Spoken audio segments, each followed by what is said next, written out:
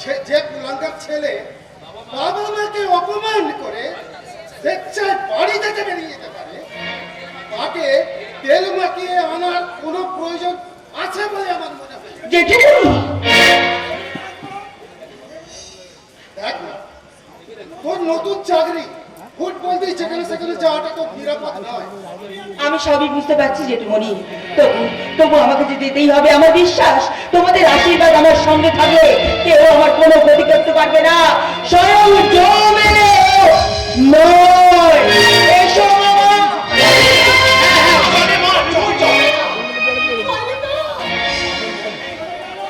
চলে গেল, আমার কথার কোন কর্ণপাত না করি সে চলে গেল।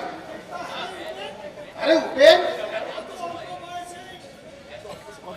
এত অল্প সময়ে মল্লিকার মায়ের মাথাটা কে চেবালো?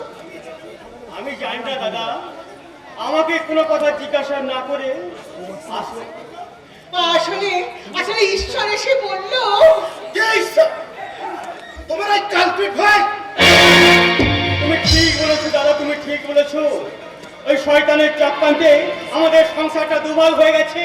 ওই শয়তানটা চক্রান্ত করে মল্লিকাকে রমনার জীবনে বিষবিদ্ধ করে দিয়েছে, দিয়ে তোমার মনটাকে বিষময় করে তুলেছে দাদা, বিষময় করে তুলেছে। সব জেনে শুনে ওই শয়তানটার সঙ্গে তোরা পাঠিয়ে দিলি। ধন্য তোদের তোরা শুধু তোদের ছেলে আর তোদের স্বার্থের কথাটা ভাবা। দাদা তোরা একবারও ভাবলি না ওই দিনটার কথা। দাদা ঠিক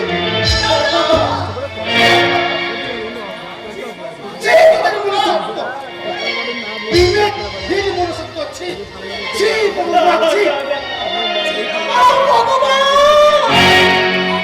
আর কেন এবার তুমি আমাকে মৃত্যু দাও, দয়াময় আমার মৃত্যু দাও। আমি জানি সহ্য করতে পারছি না।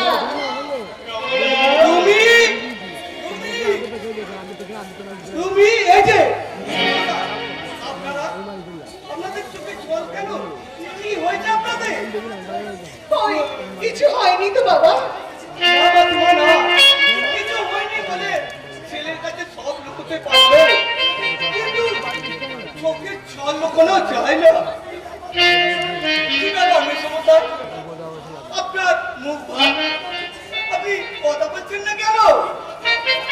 কি কথা বলবো বাবা? ও আচ্ছা আচ্ছা, বুঝেছি।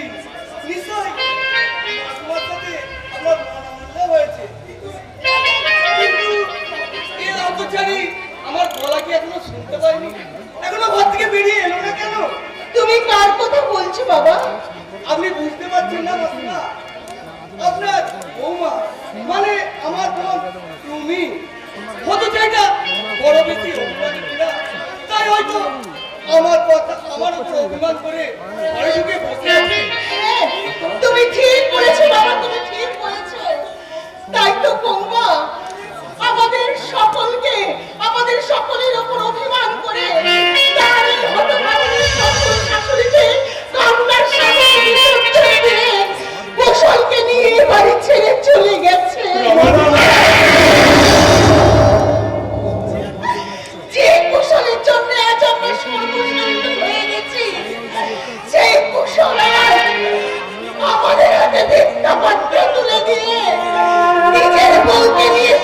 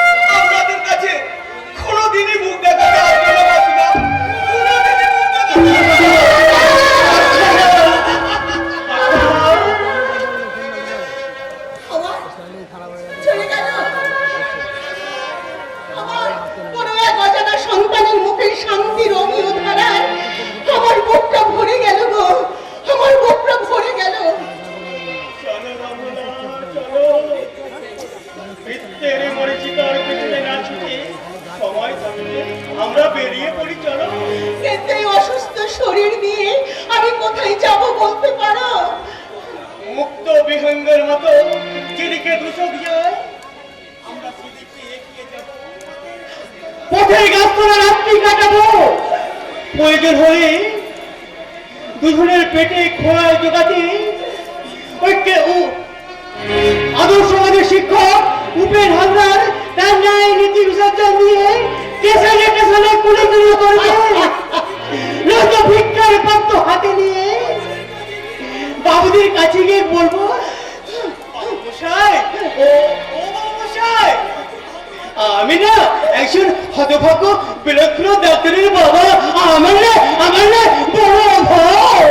দয়া করে আপনারা আমাকে কিছু সাহায্য করুন না বাবা মশাই, আমাকে কিছু সাহায্য করুন না, দয়া করে আমাকে কিছু ভিক্ষা দিন না বাবা মশাই। ওগো, ওগো তুমি চুপ করো, আমি যা সহ্য করতে পারছি না গো, আমি যা সহ্য করতে পারছি না। আমি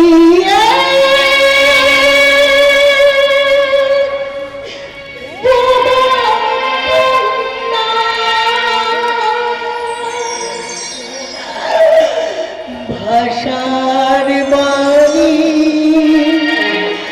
হারিয়ে ফেলেছি, সেজেছি বাক্যহীনা। আমি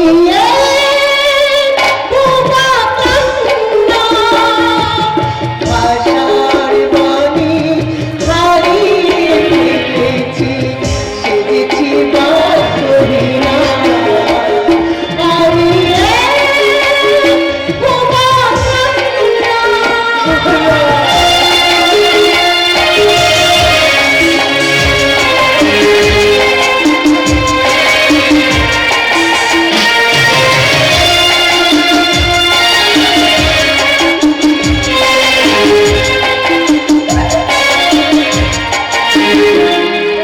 স্মৃতির পাতায় রয়েছে আঁকা নিরবিনা চিত্ররেখা।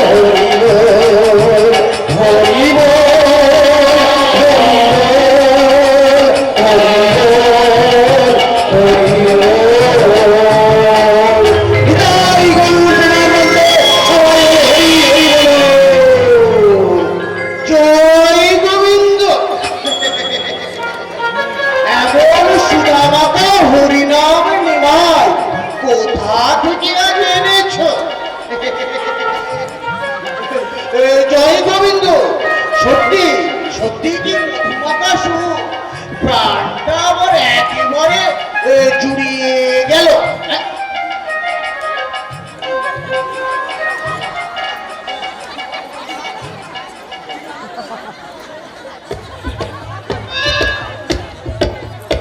কি ব্যাপার এক করে তুমি অমন লক হয়ে আছো স্যার? জয় গোবিন্দ। কেন এখন তো তুমি ধমক খাওনি এক করি? এটা ধমকের লগ নয় স্যার, এটা হলো কৃষ্ণ নামের পাবের আমের। জয় গোবিন্দ।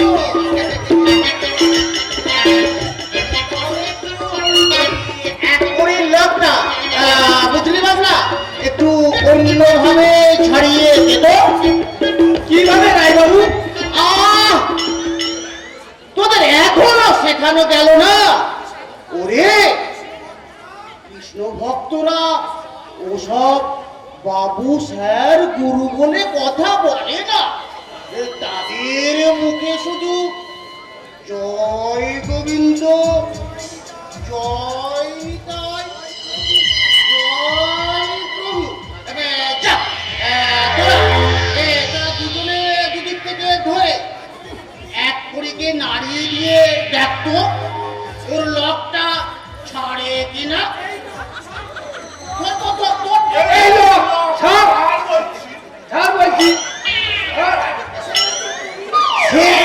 বাবু তোরা লক ছাড়, তাড়াতাড়ি করিস না রে বাবু, না হলে আমার সব নাট বল্টে খুলে যাবে।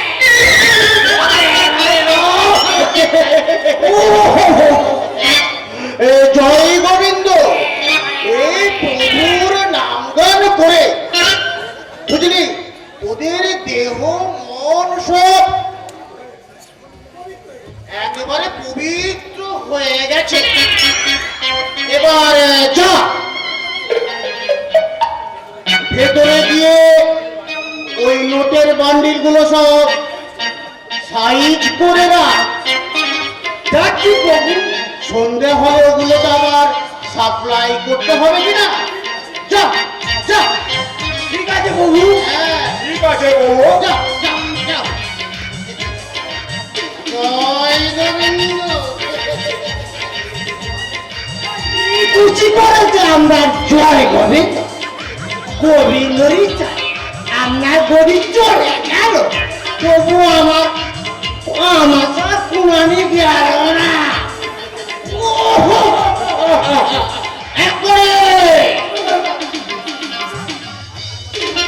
আচ্ছা বেশ আমার শুভ কাজ কিছু নাকি আপনার ওই জয় গোবিন্দ জায়গাটা কি আপনি অপবিত্র করবেন? তাই বলছি আমার কথা পরে শুনবে, কারণ ওই আপনার কথা শুনতে গিয়ে আমার ইয়ে মানে আমার কুনানি আর আমার কিন্তু আমার কথা শুনবে না স্যার। তাই এখানে ইয়ে মানে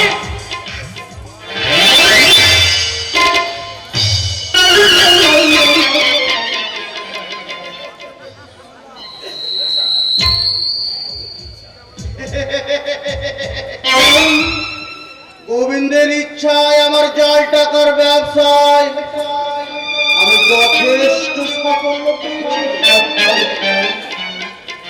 জয় গোবিন্দ। আর 3টে দিন তুমি আমার সহায় থেকো প্রভু, তাহলেই আমি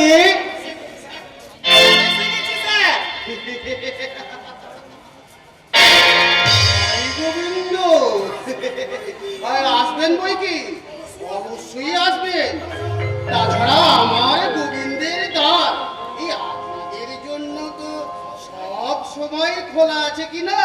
আপনি ভালো ছিলেন তো বেশমশাই? জয় গোবিন্দ। জয় গোবিন্দ।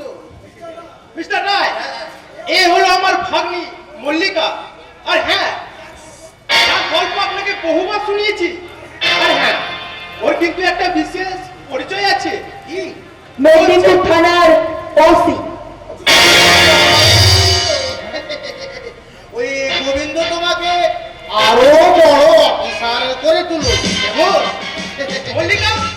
তুই এখানে থাক, কুশল হয়তো আর কিছুক্ষণের মধ্যেই এখানে এসে যাবে।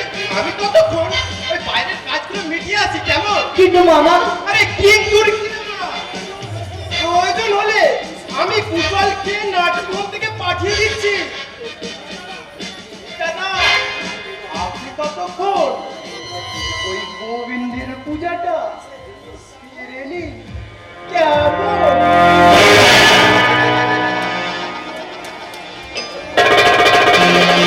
গোবিন্দ। হ্যাঁ, কি জানো নামটা তোমার? মল্লিকা। খুব সুন্দর না? ওই তার চেয়ে সুন্দর তোমার ওই চেহারাটা। ওই গোবিন্দের ইচ্ছা এই সুঠাম সুগর শরীরটা বোধহয় তোমার চাকরিটাকে পাইয়ে দিয়েছে। আপনার এই সুন্দর পোশাকের ভিতরে যে এত কুৎসিত রূপ আছে, সেটা আগে জানলে আপনার পায়ে হাত দিয়ে কোনোদিন আমি প্রণাম করতাম না। আরে যাচ্ছ কোথায় ওসি সাহেবা? এই আশ্রমে একবার যে প্রবেশ করে আমার গোবিন্দের সেবা না দিয়ে কেউ যেতে পারে না। সাবধান, সাবধান নরপশু, একদম আমার দিকে এগিয়ে আসবে না। এই বিশাল রায় যেদিকে হাত বাড়ায়, খাওয়া সে না বসে ছড়ে না সুন্দরী। আমি কিন্তু চিৎকার করবো। যতই চিৎকার করো, এই বিশাল রায়ের কাজে কেউ বাধা দিতে আসবে না। দেখেছি স্বেচ্ছায় যদি তুমি আমার কাছে ধরা না দাও, তাহলে তোমার এই পুষ্পটিত যৌবনের পাপড়ি আমার কামনার ধরা অস্ত্রে একেবারে তোমাকে ক্ষত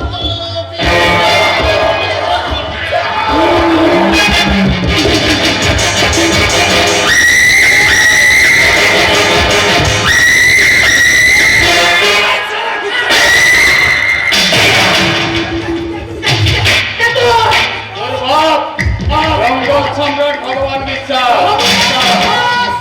আপনি আসুন ম্যাডাম। বাইরে আমার লোক অপেক্ষা করছে, আপনাকে নিরাপদ স্থানে পৌঁছে দেবে। মাংরু ভাই, ম্যাডামকে পৌঁছে দাও। আপনার এই উপকার আমি কোনোদিনও ভুলবো না। এ কথা পরে হবে ম্যাডাম, আগে আমাকে আমার কাজ করতে দিন। থ্যাংক ইউ মিস্টার বিশ্বাস, মেনি কাজটা কিন্তু তুমি ভালো করলে না ভগবান বিশ্বাস। আমি গোবিন্দের কোন সেবা আর সারা গোবিন্দের বাচ্চা, এ বলা গান খুলে শুনে না। এরা নারীর ইজ্জত নিয়ে ছিলিমিলি খেলে, অসহায় নারীর জীবন নিয়ে যারা সার্কাস চালায় নষ্ট হয়, এই জঙ্গল সম্রাট ভগবান বিশ্বাস তাদের রেহাই দেয় না। হ্যাঁ, তাই বলা শোন নামিয়ে কথা বলুন মিস্টার রায়, কারণ এই জঙ্গল সম্রাট ভগবান বিশ্বাসের মুখের উপর কেউ কথা বলে না। না না, কখনোই হাত দেবার চেষ্টা করবে না, তা না হলে কিন্তু নিজের বিপদ নিজেই ডেকে আনবেন। শুনলাম ভাই, বলো বলো। ও সারাকে খতম করে দিল বটে। না না শুনলাম ভাই, উনি জানি মানুষ, উনি স্বেচ্ছাই আমাদের বস্তা বোঝাই করে দেবেন।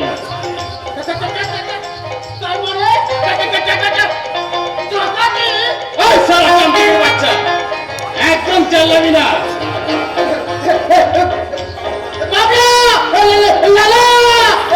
ওই সারা, একদম চিল্লাবি না। শুনলাম ভাই, যাও তুমি ভেতরে যাও। ওরা যে টাকার মান্ডিল গুলো করছিল সেগুলো তুমি তোমার চলিতে সব ভরে নেবে। যাও। ঠিক আছে তোমার সাহস দেখে আমি অবাক হয়ে যাচ্ছি ভগবান বিশ্বাস। সাহস আমার বরাবরই একটু বেশি মিস্টার রাজ। কারণ সাহস না থাকলে ওকাছে দিনের আলোয় আপনার বাড়িতে ডাকাতি করতে পারতাম না। সাহস না থাকলে এই আন্ডারসুলি জঙ্গলের মানুষের মুখে ক্ষুধার হাত তুলে দিতে পারতাম না। সাহস না থাকলে যারা চিকিৎসার অভাবে মৃত্যুর সঙ্গে গঞ্জে লড়ছে তাদের মুখে একটু ওষুধ তুলে দিতে পারতাম না? ভগবান বিশ্বাস! হ্যাঁ, তাই তো আমি তাদের কাছে ভগবান। ওহ গড! দুঃখ করবেন না স্যার, দুঃখ করবেন না। জীবনে তো গরিব আনলে অনেক টাকা গচ্ছিত করেছেন।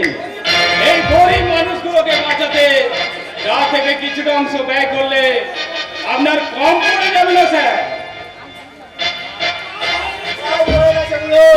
আচ্ছা ঠিক আছে শুক্লাল ভাই, সবকিছু ঠিকঠাক গুছিয়ে নিয়েছো তো? হ্যাঁ ঠিকঠাক আছে। ঠিক আছে, তুমি গাড়ি থেকে খনিগুলো নিয়ে স্টার্ট দাও, আমি যাচ্ছি। ঠিক আছে ম্যাডাম। শুনুন মিস্টার রায়, আপাতত জানিয়ে যাচ্ছি, দেখি কতটা কি করতে পারি, কিন্তু প্রয়োজন হলে আমি আবার আসবো। আর হ্যাঁ, একটা কথা, ওই থানা পুলিশের সাহায্য নিয়ে আমার পিছনে লাগার চেষ্টা করলে তার ফল হবে মৃত্যুর চেয়ে ভয়ঙ্কর। চলি, গুড বাই।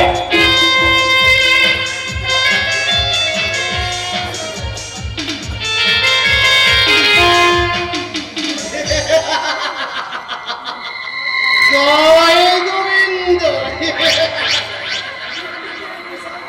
এই মৃত্যুকে বিশালরা ভয় পায় না, মূর্খ ভগবান বিশ্বাস। চালাকি করে তুই যে টাকার বান্ডিল গুলো নিয়ে যাচ্ছিস ওগুলো আসলে সব চার টাকা। হাসি বন্ধ করুন রায়বাবু, হাসি বন্ধ করুন। কেন কেন করি? চার লটের বান্ডিল একটাও নেয়নি স্যার। আমি এতদিন আপনাদের কোচা ধরে ঘুরেছি, কোথায় থাকে আপনার ওই চাবিকাঠি আমি কিছু জানি না। গোপন লোকার যা নিয়ে গেছে সব ওই গুপ্ত লকারের আসল মা।